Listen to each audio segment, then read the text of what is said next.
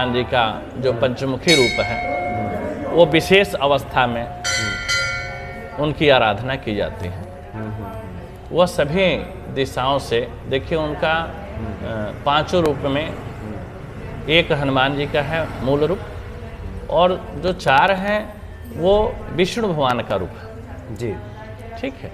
विष्णु भगवान विकट परिस्थिति में वराह रूप धारण किए, जो पृथ्वी बिल्कुल ही गंदगी से भर गई थी, तो एक वराह रूप भी है। तो वराह रूप है जो रसातल में पृथ्वी गई थी, तो उसको संकट से निकालने के लिए उस तरह से अपने भक्त को संकट से पंचमुखी हनुमान जी निकालते हैं।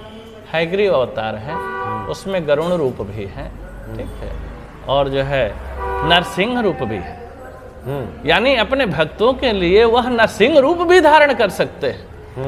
जिस तरह से भक्त प्रहलाद को बचाने के लिए खंभे से प्रकट हो गए, तो ऐसी भी शक्ति प्राप्त है।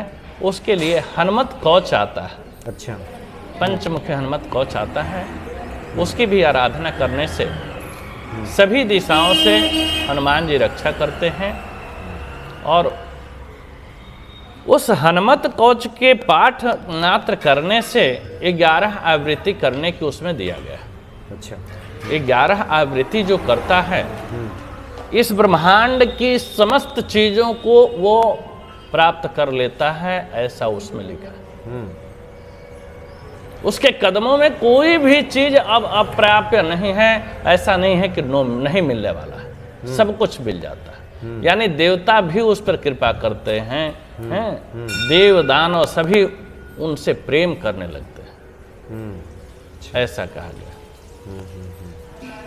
जी। एक बार यदि वह पाठ कर ले तो धन संपत्ति की प्राप्ति होती है, 2 बार पाठ करे तो पुत्र संतान की प्राप्ति हो जाती है, तीसरी बार पाठ करे तो सभी शत्रुओं पर विजय प्राप्त हो जाता है, इस तरह से चौथी बार पाठ करे तो देवताओं की कृपा प्राप्त होने लगती है।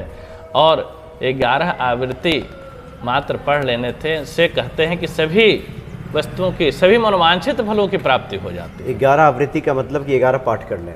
हाँ, 11 पाठ कर लेते। तो इसके लिए कुछ विशेष विधि, कुछ नियम भी होता है? उसमें हनुमत कवच में ही दिया हुआ है नियम थोड़ा सा। कुछ नहीं, जल रख लीजिए, आसन बिछा लीजिए, हनुमान जी का ध्यान कीजिए, भोग लगाइए और पाठ कीजिए। और मंगलवार से शुरू कीजिए? हाँ, मंगलवार से शुरू।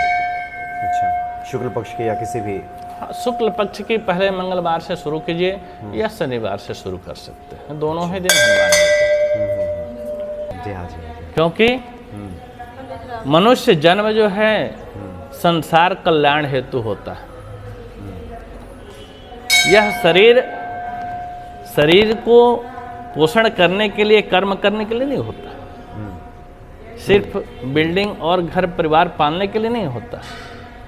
जब संसार कल्याण हेतु, संसार के रक्षा हेतु, संसार में एक धर्म की स्थापना, एक नियम की स्थापना हेतु जो कार्य करता है, तो परमात्मा उस पर विशेष कृपा करते हैं कि यह मेरा कार्य कर रहा है और ये बेटा हमारा बहुत ही अच्छा है। सुपुत्र तो नहीं कह सकते हैं क्योंकि इतनी प्रकाष्ठा पर तो पहुंचना मुश्किल है, लेकिन अच्छे पुत्रों में जो है वो रखते हैं, अपने चरणों में रखते हैं। जी जी जी। तो भक्ति की जन जन तक पहुँचे, परमात्मा से लोग जुड़ें, परमात्मा की कृपा प्राप्त करें, हनुमान जी की कृपा प्राप्त करें। हनुमान जी की कृपा प्राप्त हो जाता है तो सभी देवी देवताओं की कृपा प्राप्त हो जाती है। यह मेरी भी मनोकामना है मनोज जी। हाँ, और अगली मुलाकात में जो भी संभव होगा और आपसे वार्तालाप होगी। जी जी जी। और उस विषय में हम अपने ज्ञान के अनुसार आपको प्रकाशित करेंगे। जी जी। आज माता का दिन है, इसलिए माता का भी जय माता की भी आराधना कली काल में बहुत ही लाभकारी है।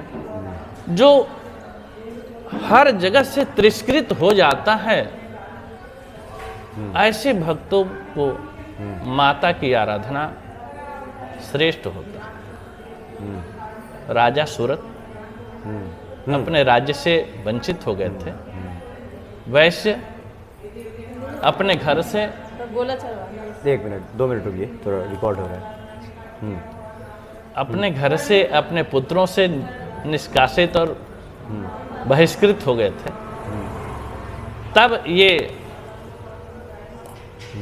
स्वामी जी के पास पहुंचते हैं, समाधि नामक जो है संत जी के पास, और वहाँ से पूछते हैं कि यह सब कुछ प्राप्त करने के लिए क्या साधन है। तब उन्होंने माता की अनुष्ठान बताए, और माता की अनुष्ठान बहुत ही श्रेष्ठकर है। इस संसार में जो सब कुछ खो देता है, सब कुछ पाने के लिए माता के शरण में जाइए, आशीर्वाद मिल जाता है। क्योंकि इनकी आराधना में ही कहते हैं कि पुत्र कुपुत्र होता है, कचदवी कुमाता न भवती, यानी कभी माता जो है कुमाता नहीं होती है। चाहे पुत्र किसी भी रूप में आता है, मिट्टी लगा हो, कीचड़ लगा हो, माता बड़े प्रेम से अपने गोद में उठाती है। आज माता का भी दिन है, अष्टमी तिथि है, बुधवार दिन है, और आज जो है गौरी माता का दिन है। अच्छा, अष्टम महागौरी। महागौरी का दिन है, तो अष्टभुजा महागौरी यह कृपा करने वाली हैं और सब पर कृपा करती है। जी जी जी जी पंडित जी, आगे हम विस्तार से आपसे और बात करेंगे। बहुत बहुत धन्यवाद आपका।